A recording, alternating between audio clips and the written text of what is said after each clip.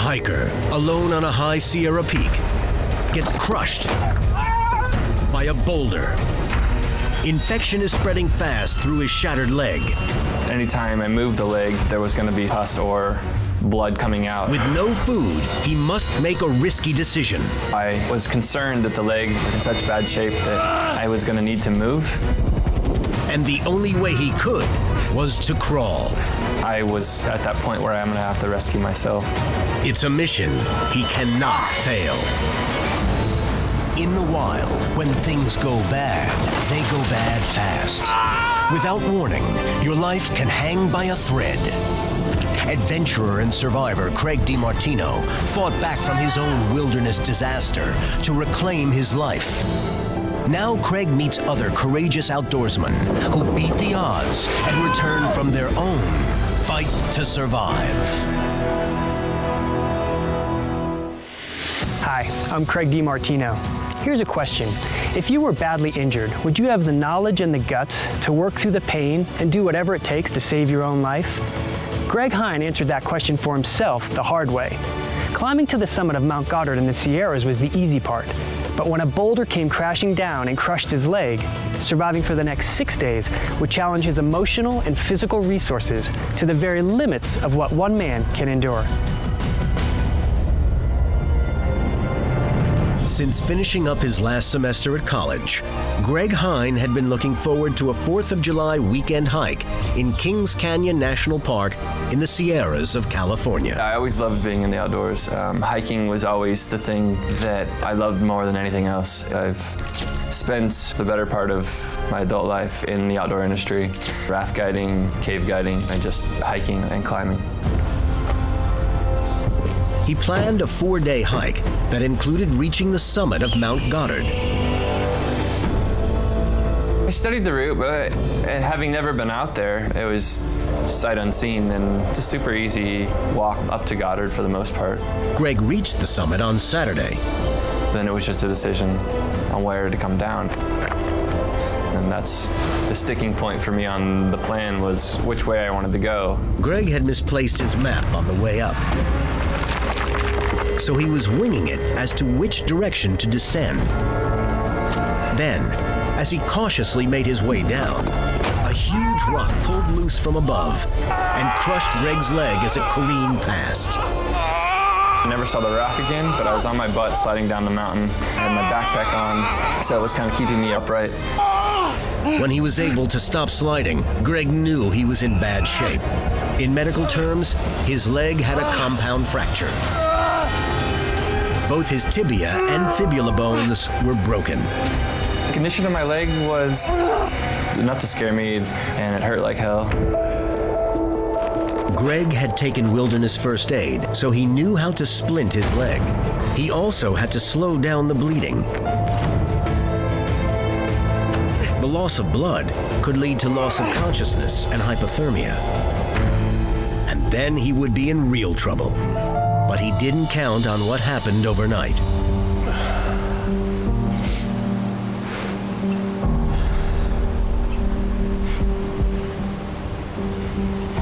He said you started to smell it. You started to get this odor, which would indicate gangrene or infection or something bad. I don't want to deal with this, but if I don't deal with this, it's going to be a lot worse for me. Right. It goes gangrene. It's really difficult to fight that. I realized that anytime I moved the leg, there was going to be trauma to the wound. There was going to be some pus or blood mixture coming out. And I luckily had a snow patch next to me, about 15, 20 feet away. Greg realized all he had to clean his wound with was snow. He hoped the cold would help cauterize it a little, and as it melted, wash out some of the bloody pus. But the snow patch was probably 15 to 20 feet away. His leg was throbbing, and he couldn't walk. The only way to get there would be to crawl, if he could manage it. A 5-minute crawl felt like an eternity. Greg brushed off the top of the snow to get to a clean layer. He used ice crystals to scour the wound. He told Craig this was an important moment in his survival effort. It's getting infected, so now I've got to start cleaning it, and it just adds something to the experience. But in doing that, it kept me active in my own survival, and that was really helpful in that regard, to be forced to think more about it and to do something to try to keep myself as healthy as possible. You're being proactive. Yeah, and it helps staying alive in that regard. This patch of snow also became Greg's source of hydration. I did not have any food or water. I utilized the snow patch to put snow in the hood of my poncho. I would use the sun to melt the snow for water. During the day, he'd crawl away from the cold, wet snow to stay warm in the sun. Then he'd crawl back to clean his infected leg.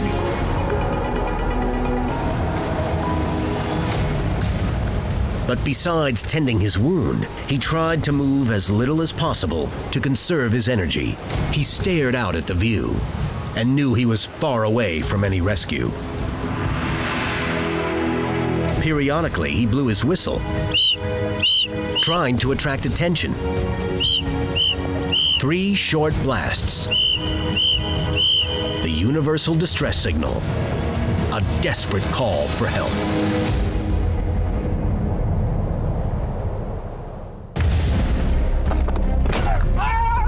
Hiker Greg Hines' leg has been shattered by a falling boulder. Now he's stranded in the high Sierras with an excruciating compound fracture and infection spreading rapidly through his body. With a compound fracture, the pain is at times very pronounced, but eventually my brain did shut off most of the pain that I was experiencing, so it was just something that I had to endure. His brain also did him another favor. You know, I wasn't hungry at all.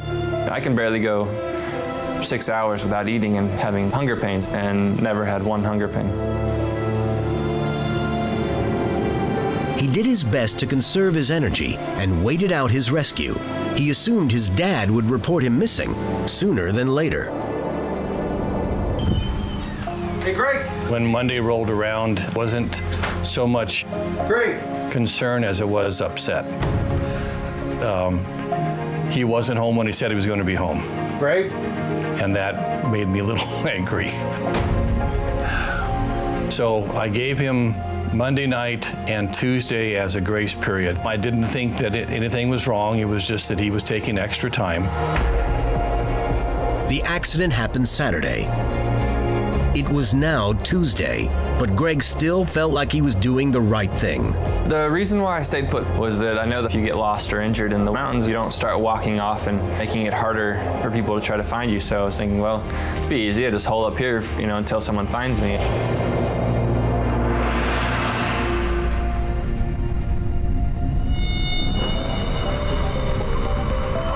Then, a potentially deadly turn for the worse. Woke up in the middle of the night, kind of in agony.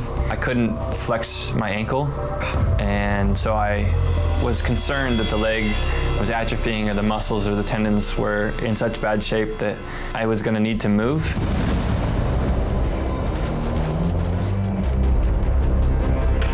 Not being a patient person and then the leg freezing on me, I was now at that point where I'm going to have to rescue myself.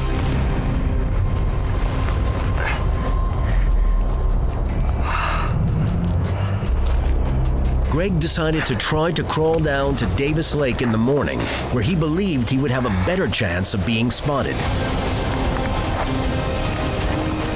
Without his missing map, he wasn't exactly sure which direction to head. Since he would have to crawl every inch, he was going to need some guts and luck to get there.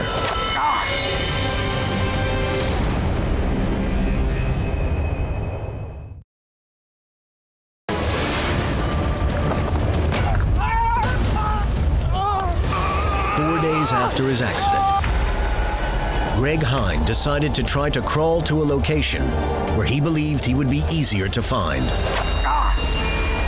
With his broken leg pulled up in his makeshift system of ties, Greg used his free arms and good leg to very slowly make his way down the slope. I was a little too jerky, scooting down the boulder field that I was coming down, or got going too fast and stopped. The shift of my hips and the bones let me know, and so that was painful. As he came into a grassy area, he smelled the familiar scents. Along the way, I happened to find some moths and some crickets. I had always heard about people eating them and was thinking, well, I might as well just try them out while I'm here. So I just took off the back legs and the wings, knowing that those are the things you need to do so it doesn't get stuck in your throat. And I just ate it. So what's a cricket taste like? Nutty, I would say. Not raw almondy taste, but somewhere along those lines. Bugs are a good source of protein, but they weren't going to make up for Greg's lack of food for days.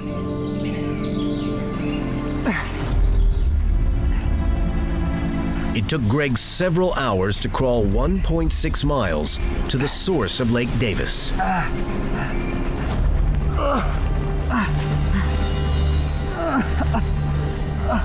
Exhausted from his crawl, he lay down to nap. His dad, mistakenly thinking he had to wait 2 days before reporting a missing person, when there is no waiting period, only called the sheriff that Wednesday afternoon. Yes, I need to report a missing person. Got a phone call maybe an hour or so later from a sheriff sergeant. Oh, he was pretty jovial. I mean, he was excited about going hiking. Asking just a litany of questions. Well, no, I mean, Most of the questions, at least initially, were very subtly framed around Greg's state of mind when he left. I mean, he's always pretty happy. How did he say goodbye? He said, we'll see you later. Did it sound like a final goodbye? I quickly caught on that what they were wanting to find out at that point was, did he go up there to end his life? Okay, thanks so much for your help. I appreciate it. My supervisor notified me that I needed to call Fresno County Sheriff Department because they were taking an initial report of a person who was overdue, and their itinerary took them into Kings Canyon National Park.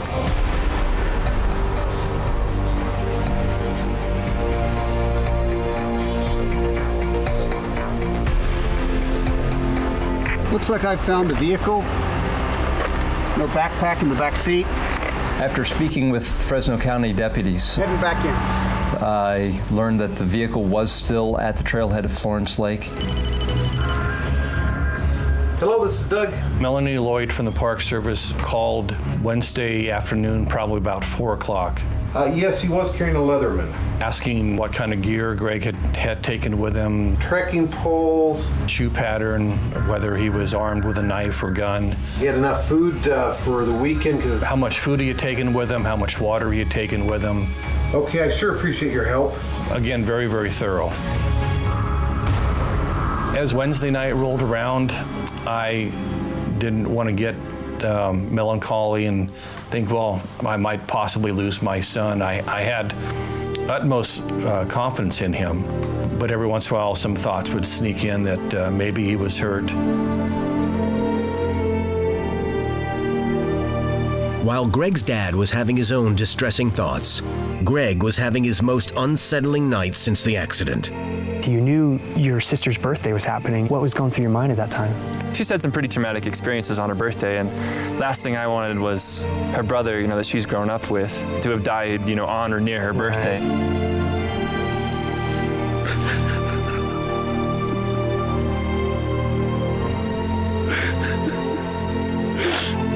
And that was the only part I did cry.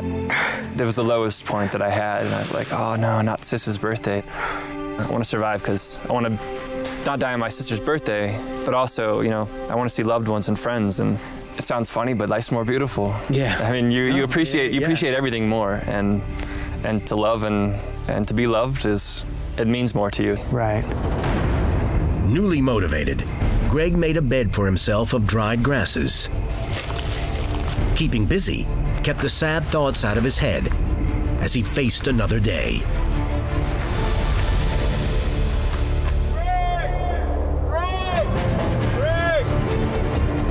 Thursday morning, 9 rescue teams were inserted into the field by helicopter. What our intention was to search certain trails that we suspected would be the most likely route that Greg Hine would have taken, and also to set up trail blocks at certain trail junctions.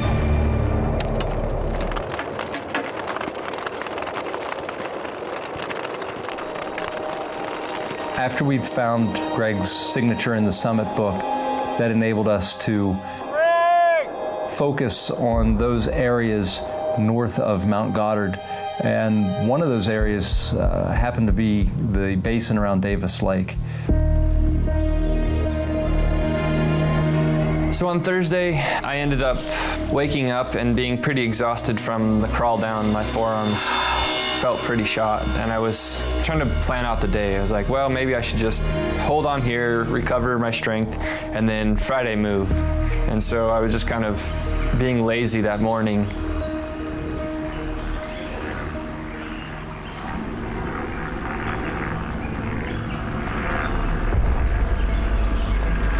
Then mid-morning, I started hearing the chopper. As soon as I heard the park's chopper, it was just, how do I get noticed or recognized? At that point, I was like, oh, shoot, I should do something. So I tried to head to this rock so that I could wave this bivy sack around. I was in this limbo of trying to get a rock in my bivy sack to twirl it around, to be noticed, to throw it up in the air.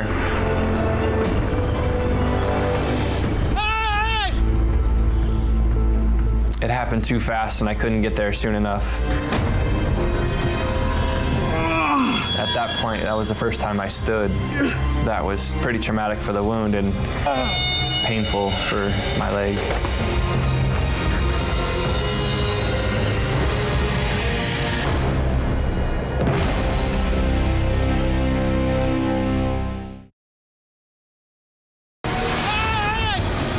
The search and rescue helicopter had come within 100 yards of Greg, but then peeled off, not having seen him. Craig couldn't imagine being in that situation. The helicopters start buzzing Mount Goddard, and you see this happening, but they're not seeing you. And to me, that would be just frustrating and soul-crushing all in one breath. The struggles and the stress of, well, they should see me. I'm visible. I'm doing all the things I can do to be found, and I still can't be found. And so as the day wore on, I finally was like, hell, I don't care anymore. I'm gonna take a nap, and if a helicopter comes by, I'm just gonna sleep. You know, like, I'm just that tired.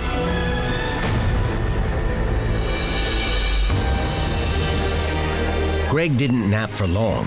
He could hear helicopters throughout the day, and he would try to stand to draw their attention. I got within 200 feet of one helicopter. There was a second helicopter that came in the afternoon, and from what I found out, they were just dropping search crews off, populating the potential search areas where I might be. Right here. Finally, after 6 days, stranded, starving, and suffering, Greg was spotted. We're search and rescue. I'm Ryan. Oh, it's so good to see you. Mr. Hine was located as the final search team was being inserted into Davis Lake. Thank you. Okay, I'm gonna check your pulse real quick. I'm gonna call it in. Okay. Am I alive? You're alive. I was excited to talk to someone, to be the first person I'd talked to in 6 or 7 days. They found him Okay, I got you guys. relatively in good health, considering the 5 days that he had spent 2, 3. in the wilderness with a broken leg. They dropped 2 search and rescue teams in on the side of Goddard. A grid search. So we drove up, we're talking to the sheriff's sergeant up there. Okay, but it's a big mountain. They're gonna be there last One night. of the Park Service people said, we found him.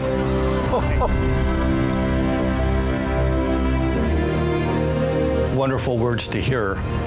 I started to get excited, and I thought, well, wait a second, they didn't say what condition he was in. Finish the sentence. Is he still living? Just a moment, let me check. So he was back on the radio, Okay, Roger. came back and said he's alive, He's breathing. He's coherent. He's talking. but he has a broken leg. Music to our ears.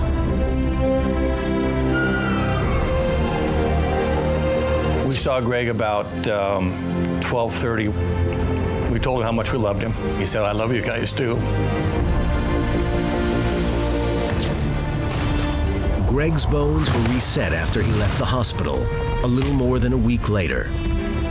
The survival of his leg was touch and go. He has had 6 surgeries and complications from infection. So after 6 surgeries, I will be able to walk again. And it took an incident like this for me to look at life in a different perspective. That my actions definitely weigh on other people and to live more presently. Just breathe, okay? Breathe. I've gotten a little bit of patience for the first time in my life, and that's why I believe this is such a positive experience for myself. Several things greatly assisted Greg in living through this ordeal. I believe first and foremost is he didn't panic.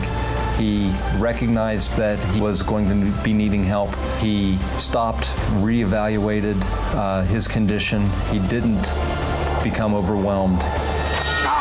He didn't hit panic mode and deteriorate.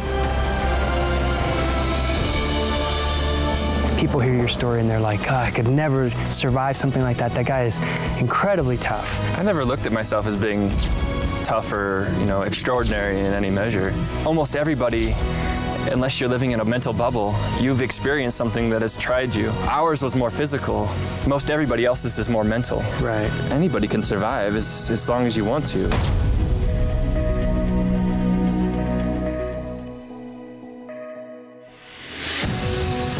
Greg was lucky. He made some critical survival decisions that turned out to be the right ones.